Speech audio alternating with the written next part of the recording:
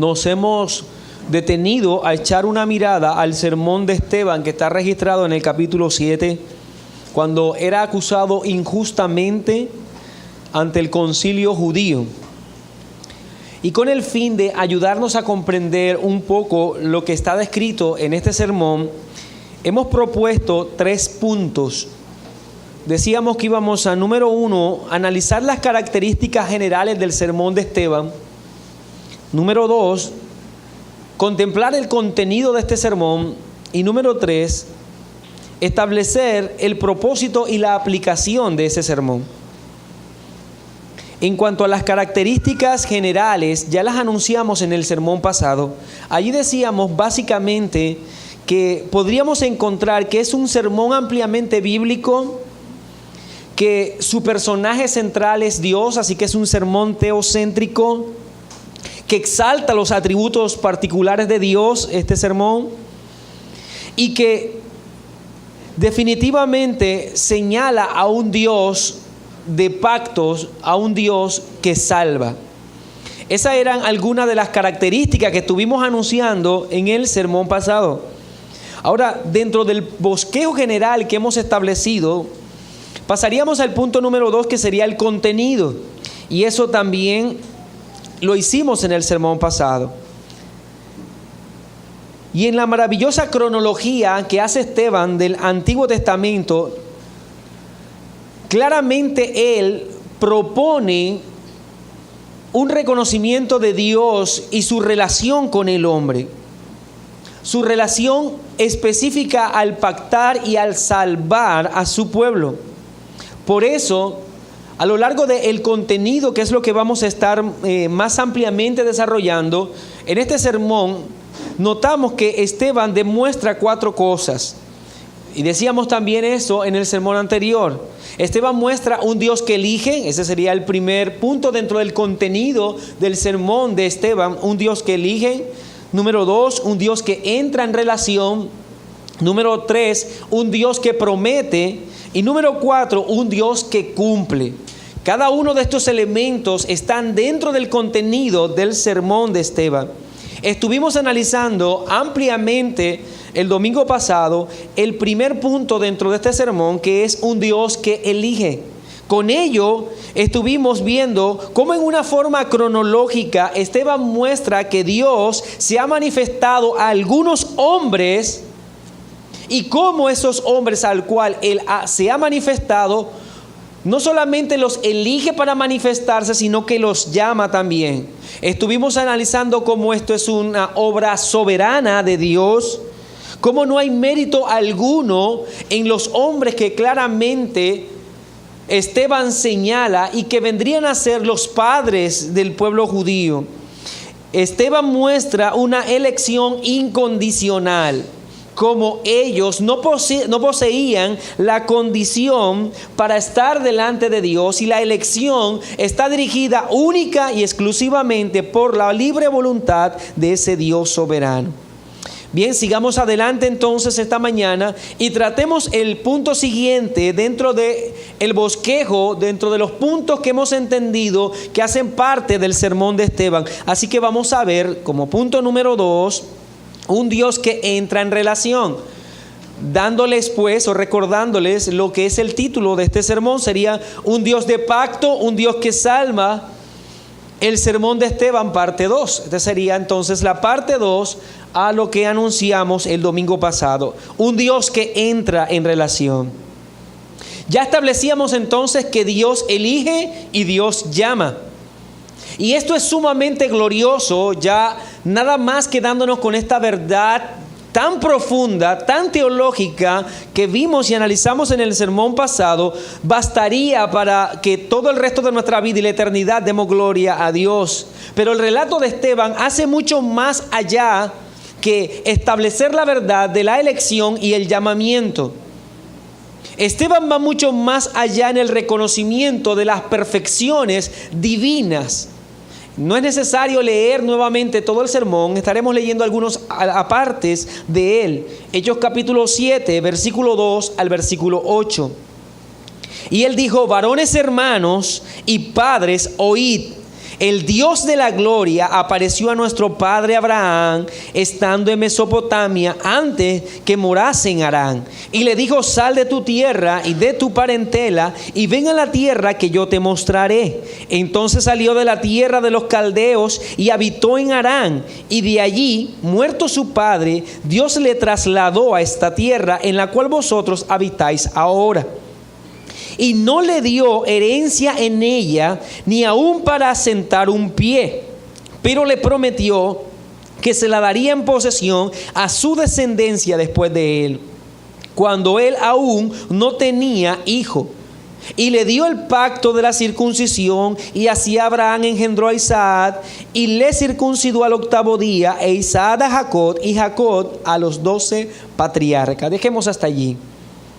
Esteban muestra por medio de este sermón no solo un Dios que elige, no solo un Dios que llama, sino un Dios que entra en relación.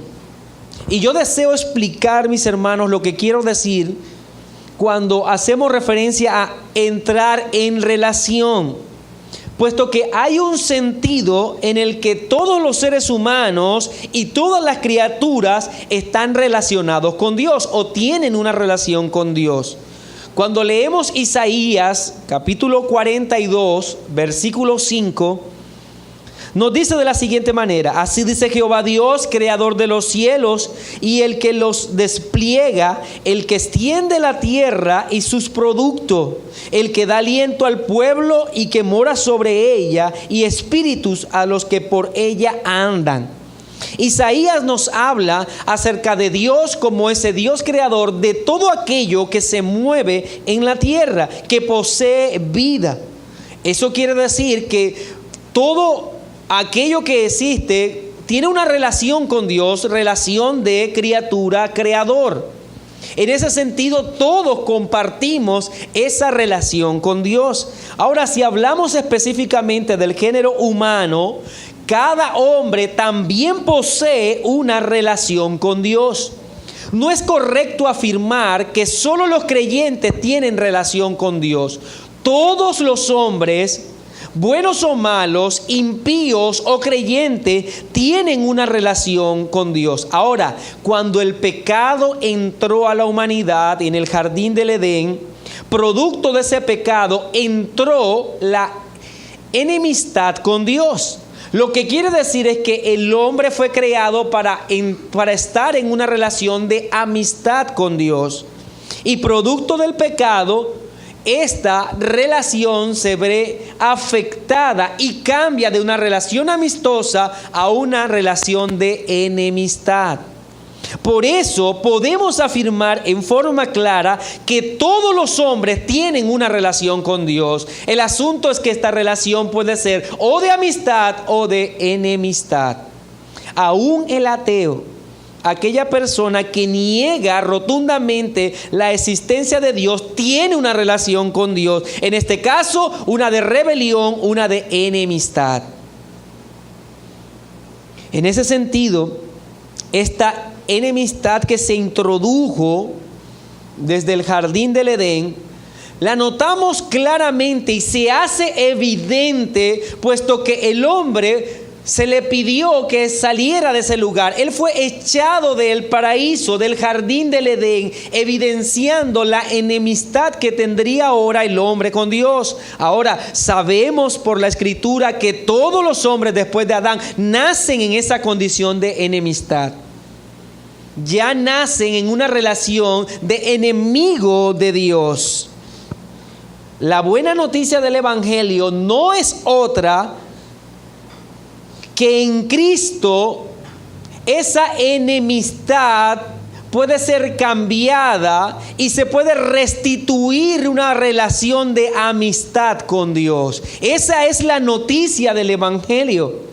Que aquello que causó el pecado, que es cambiar la relación del hombre a enemistad con Dios, en Cristo se puede traer nuevamente a una relación amistosa con Dios. Es por eso que escuchamos el apóstol Pablo cuando anuncia el Evangelio, cuando dice en 2 Corintios capítulo 5, versículo 20 y 21, Así que somos embajadores en nombre de Cristo, como si Dios rogase por medio de nosotros, o rogamos en nombre de Cristo, reconciliaos con Dios.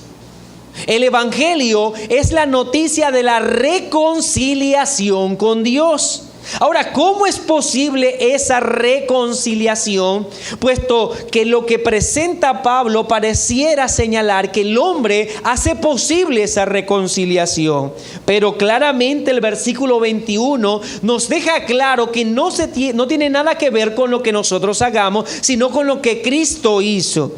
En 2 Corintios 5:21, al que no conoció pecado, por nosotros lo hizo pecado, para que nosotros fuésemos hechos justicia de Dios en él.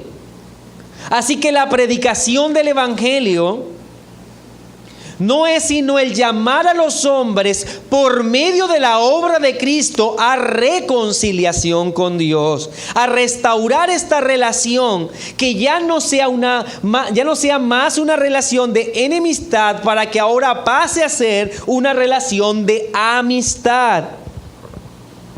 Este plan de salvación manifestado en la Escritura, Dios lo dio a conocer a algunos hombres en forma de pacto.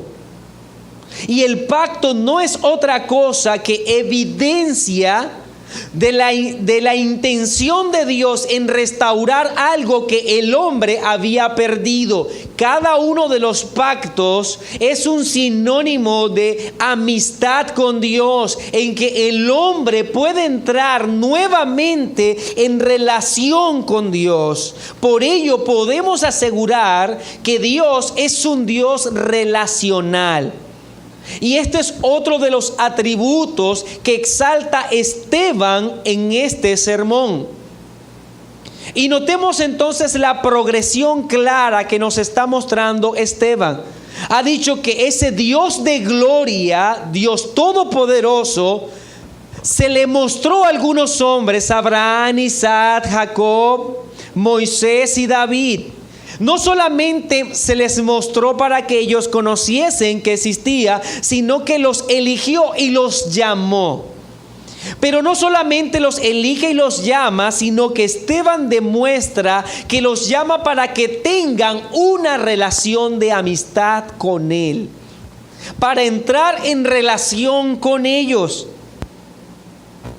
Esto es algo glorioso, puesto que solo la elección y el llamamiento ya son dádivas que para nosotros deben ser algo inmensas, inmensurables, que no merecíamos. Pero el hablar de que ese Dios de gloria entre en relación con seres tan inferiores, tan pecadores como nosotros, es algo sumamente sublime.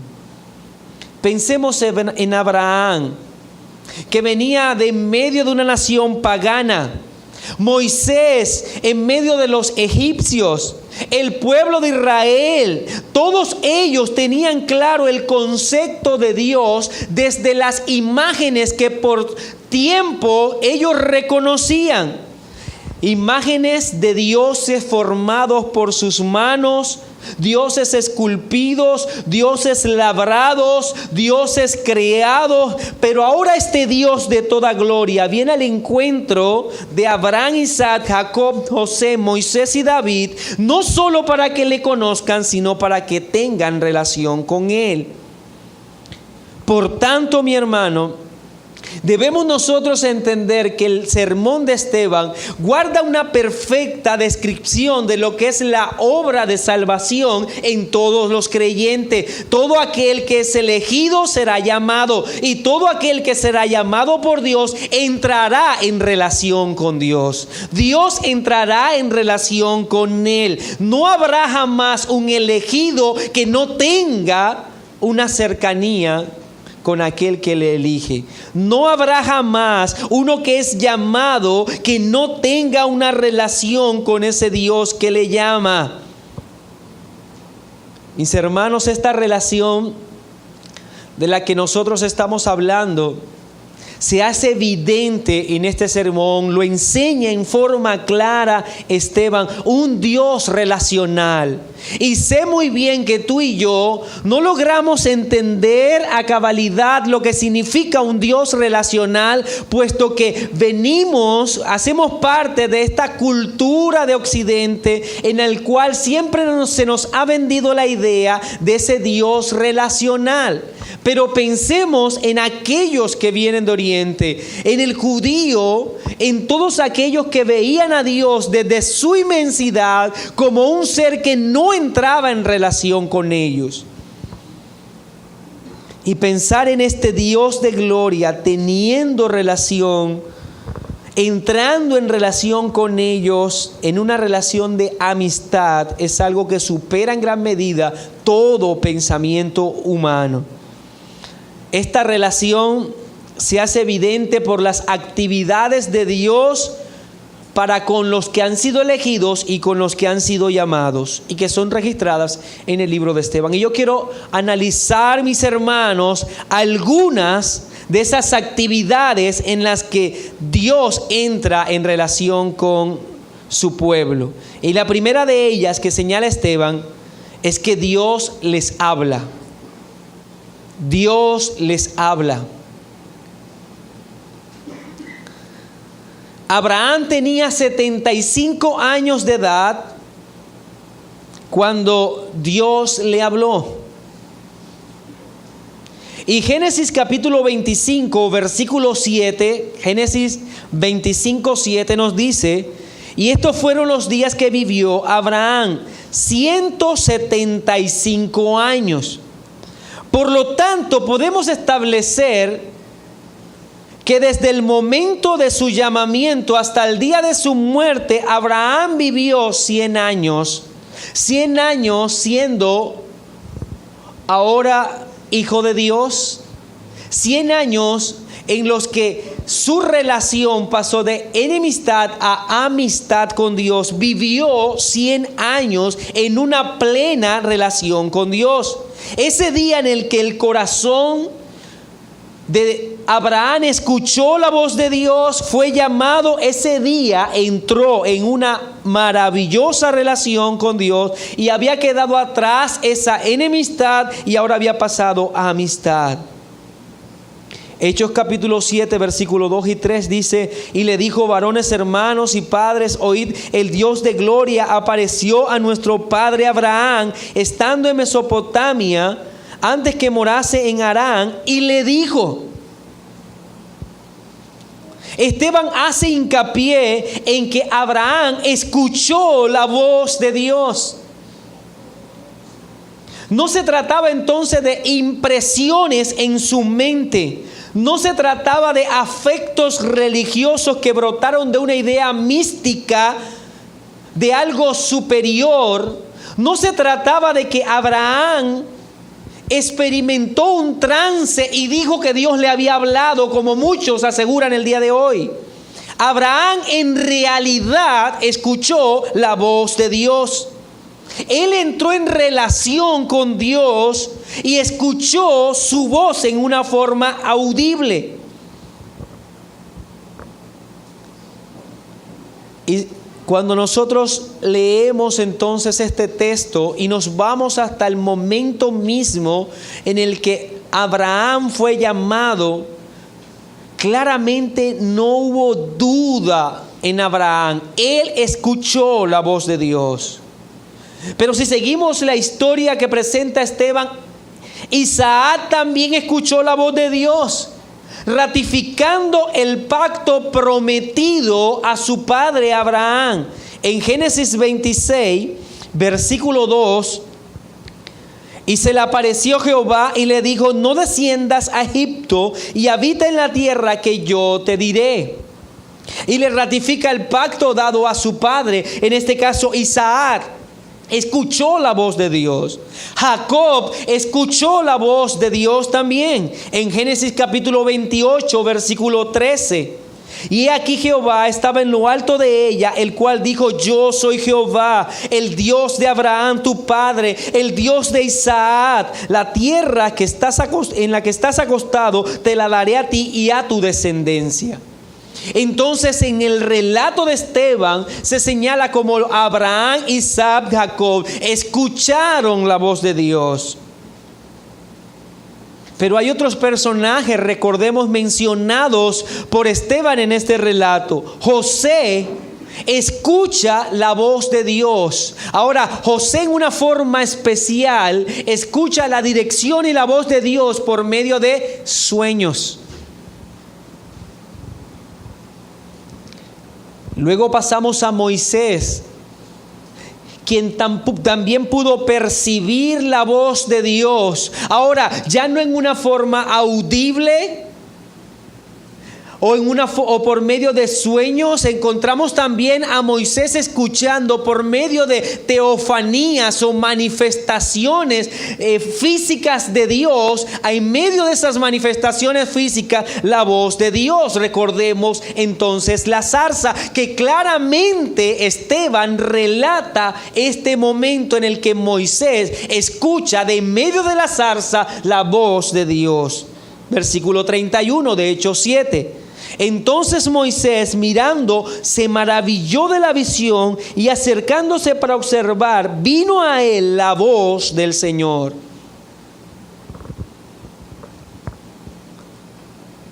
Nos queda un personaje más, David. David también escuchó la voz de Dios. Ahora, si entendemos cada uno de los personajes que Esteban está utilizando y cómo Dios les habló en una forma audible, por medio de sueños, por medio de expresiones teofánicas, también vemos que Dios habla a David por medio de los profetas. Segunda de Samuel capítulo 7, versículo 4 y 5.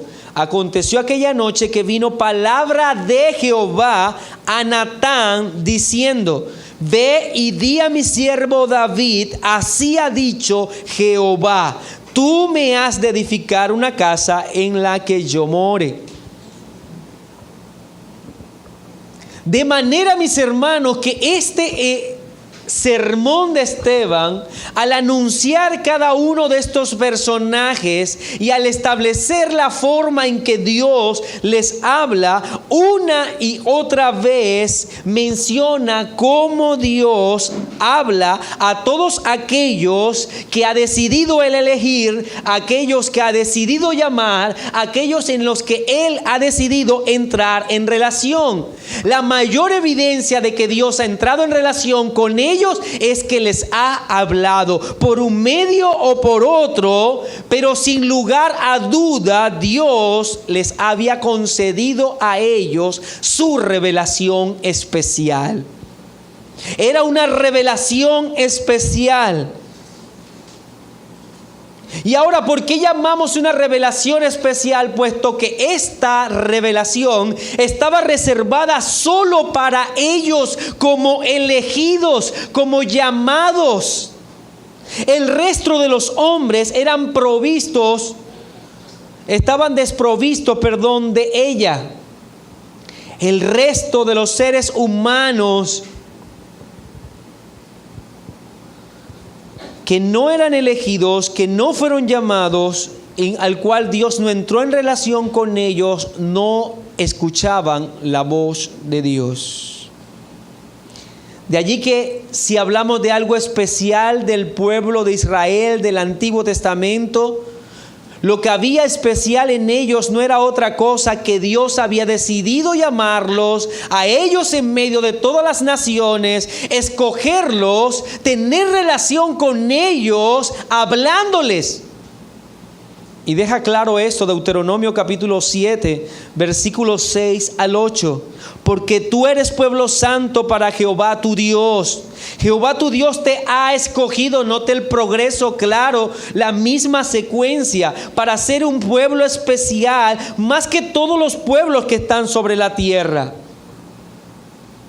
Pero recordemos que ya ha anunciado una y otra vez esto Esteban, que la elección no obedece a actividades o piedades en aquel que es elegido, sino en la soberanía de aquel que elige.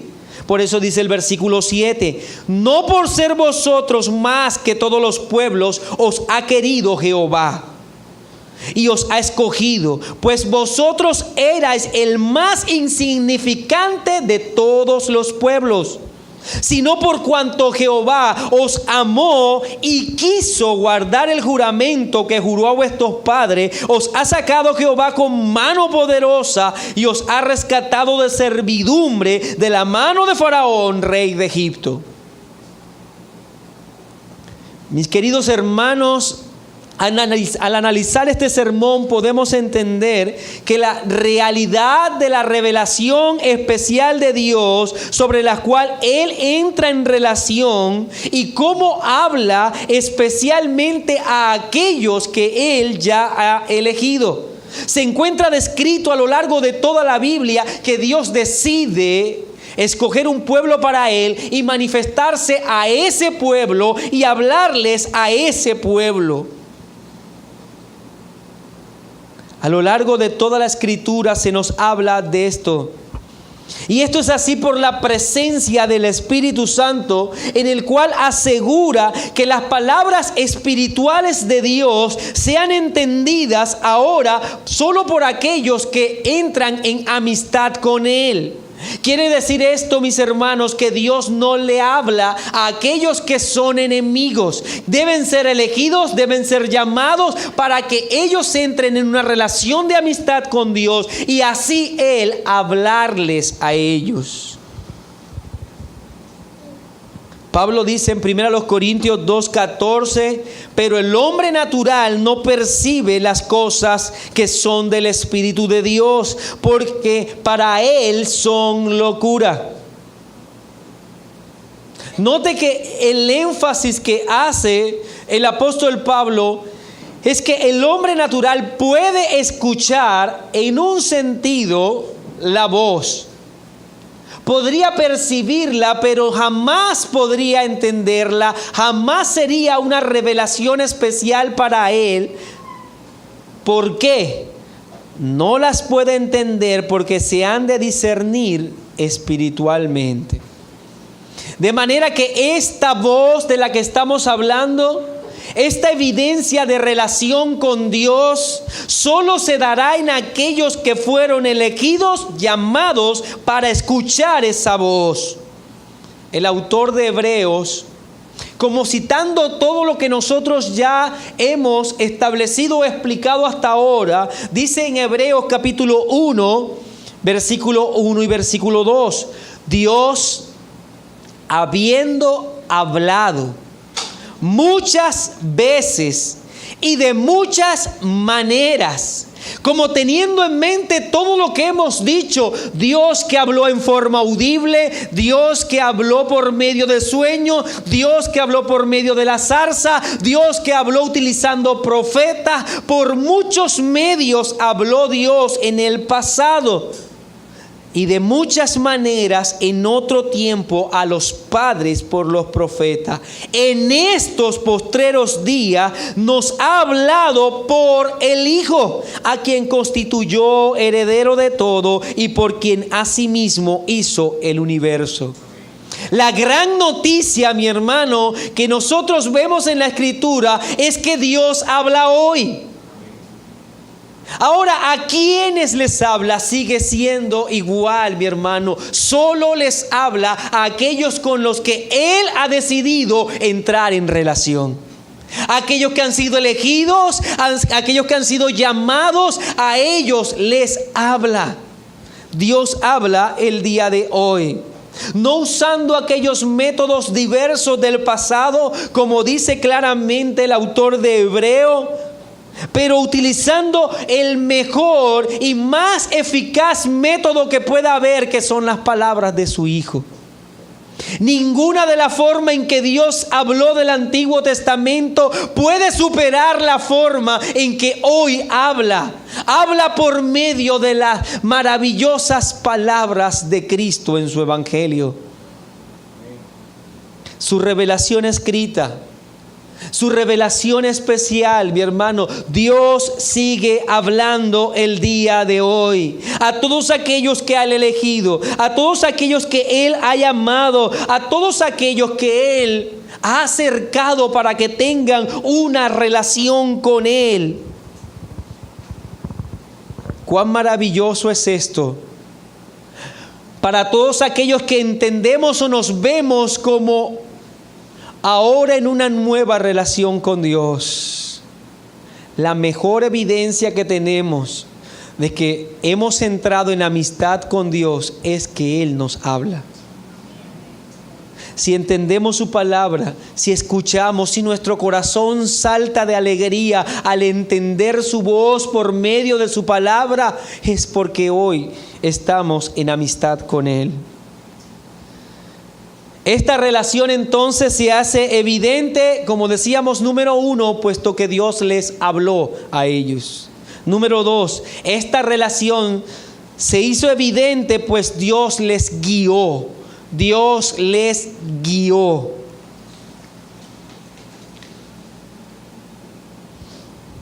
Cuando el apóstol Pablo habla a Timoteo acerca de lo glorioso y lo maravilloso que es para todos y cada uno de los que han sido llamados y escogidos, para ellos el tener la palabra de Dios, el tener la escritura, también establece esta verdad. Segunda Timoteo 3, 16 y 17, toda la escritura es inspirada por Dios y útil para enseñar, para redarguir, para corregir, para instruir en justicia, a fin de que el hombre de Dios sea perfecto y enteramente preparado para toda buena obra.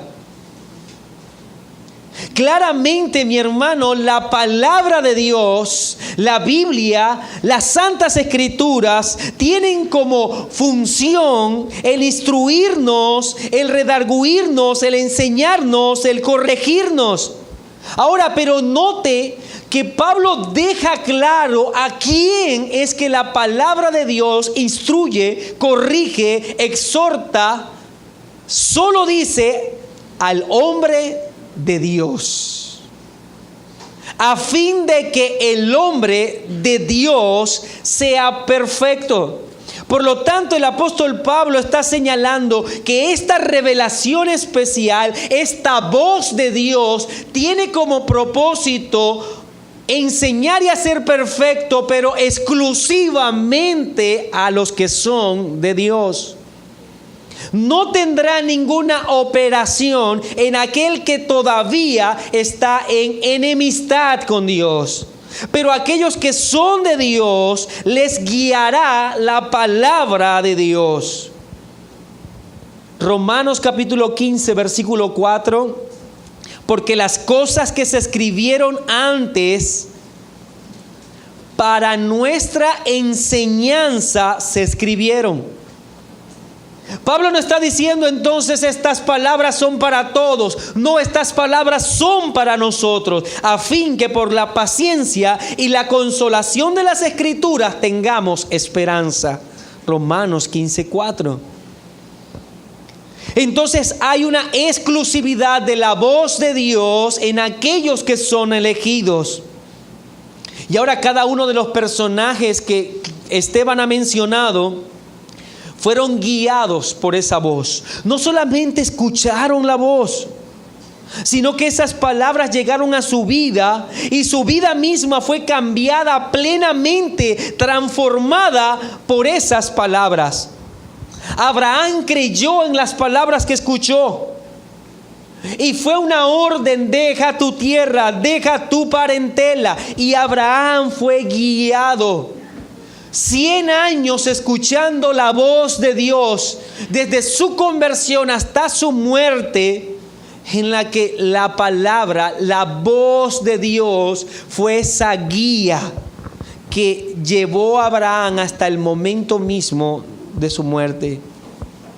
José declaraba la revelación, el sueño que Dios le guiaba a través de ello. Y cada uno de los momentos que José vivía, esos sueños, esos medios que Dios utilizó, eran la forma en que guiaba Dios a José.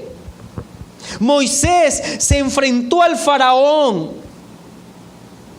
David esperaba aquel momento en el que aquella declaración de que él era rey se cumpliera.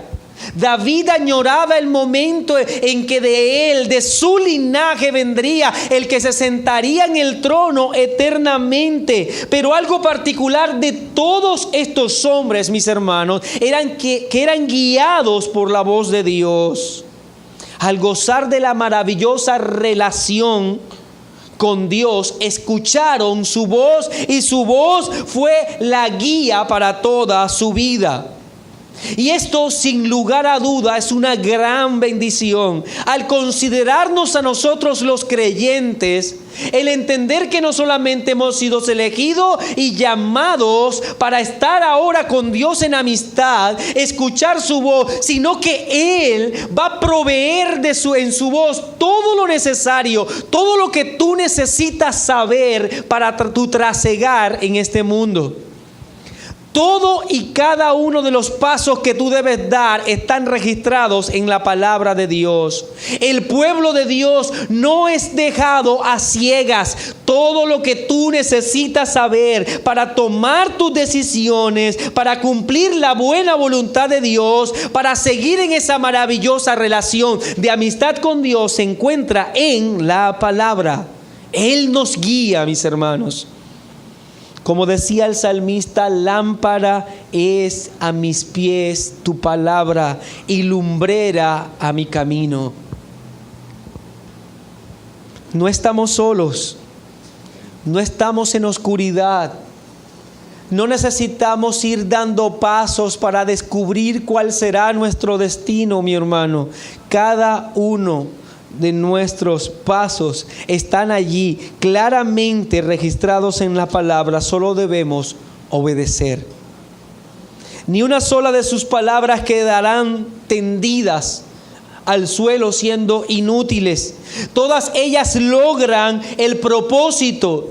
Cuando Dios habla a su pueblo, claramente sus palabras obran eficazmente. Ellas guían, ellas instruyen, ellas corrigen, ellas redarguyen.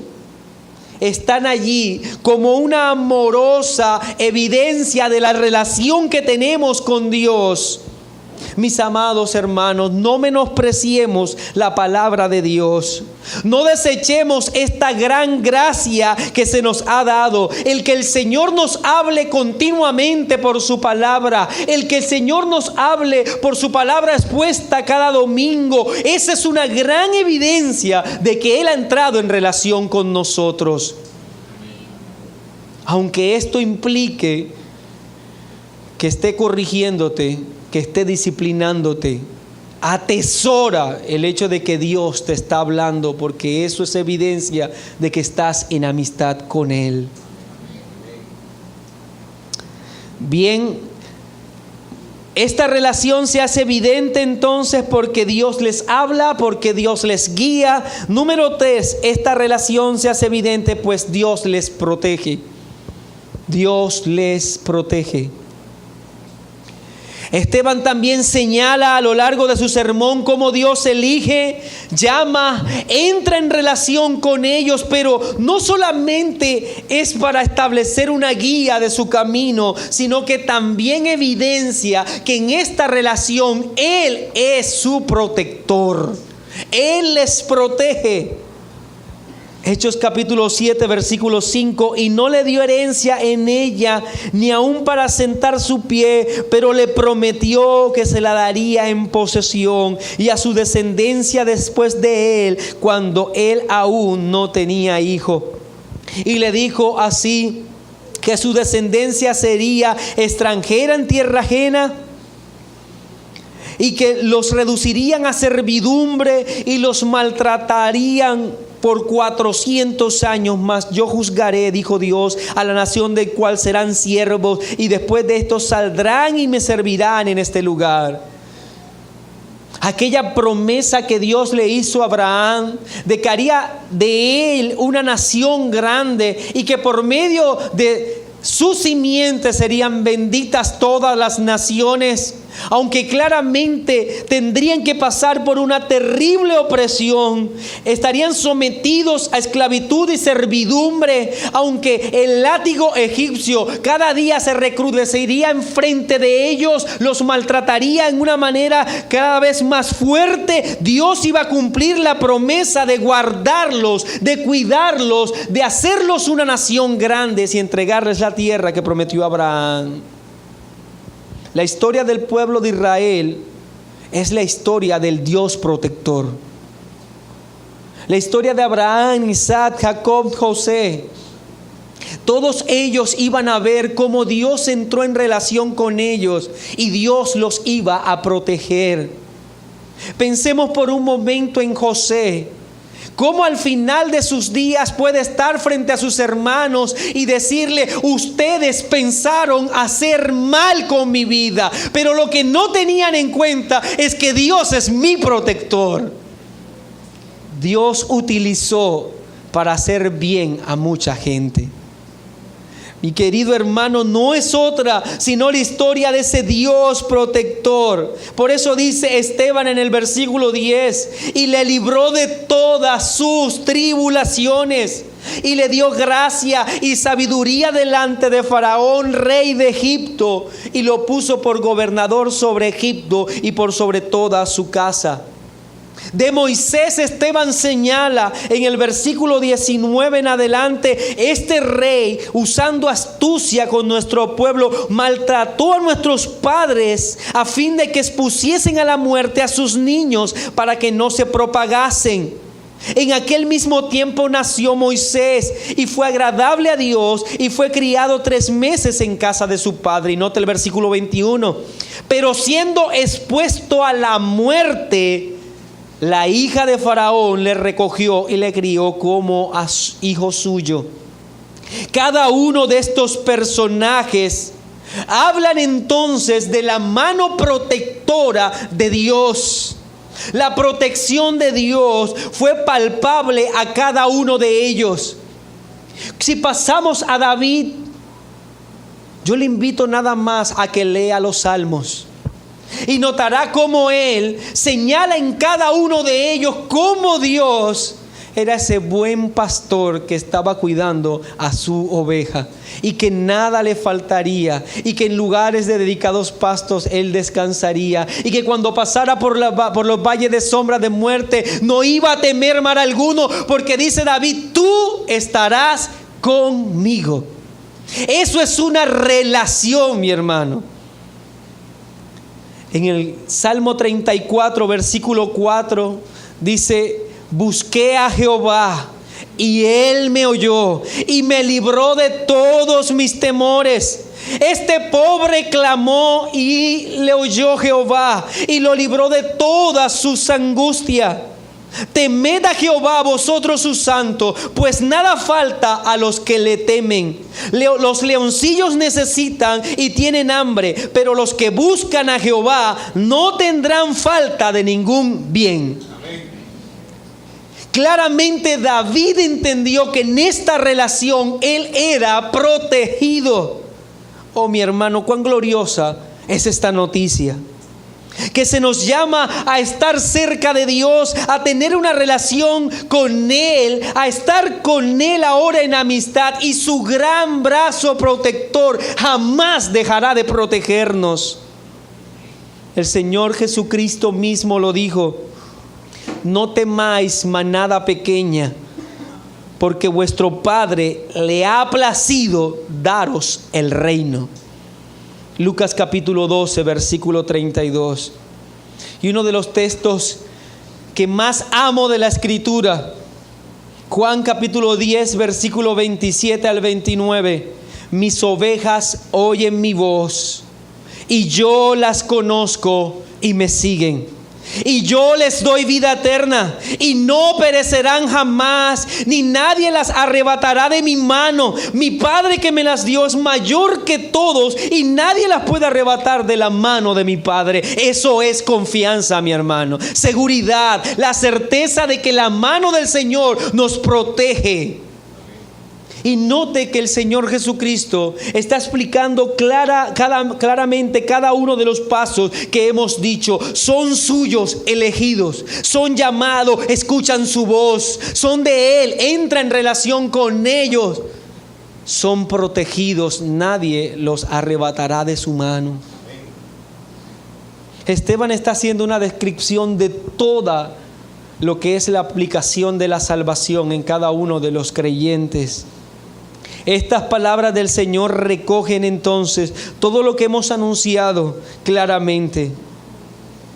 En el saludo que encontramos de Pedro a la carta universal que él hace a la iglesia, nos dice lo siguiente en 1 de Pedro capítulo 1, versículo 13 en adelante: bendito el Dios y Padre de nuestro Señor Jesucristo, que según su grande misericordia nos hizo renacer para una esperanza viva por la resurrección de Jesucristo de los muertos, para una herencia incorruptible, incontaminada, inmarcesible, reservada en los cielos para vosotros, que sois guardados por el poder de Dios mediante la fe, para alcanzar la salvación que está preparada para ser manifestada en tiempo postrero. Cada uno de estos textos bíblicos, mis hermanos, señalan una y otra vez la grata noticia de que aquel que ha sido elegido, que aquel que ha sido llamado, que aquel que ha sido acercado por Dios para tener una relación de amistad, será preservado, será cuidado, será asegurado gloriosamente hasta el fin. Abraham no podía morir sin ver primero el cumplimiento de la promesa. José no podía morir sin entender lo que Cristo iba a hacer cada uno en medio del pueblo.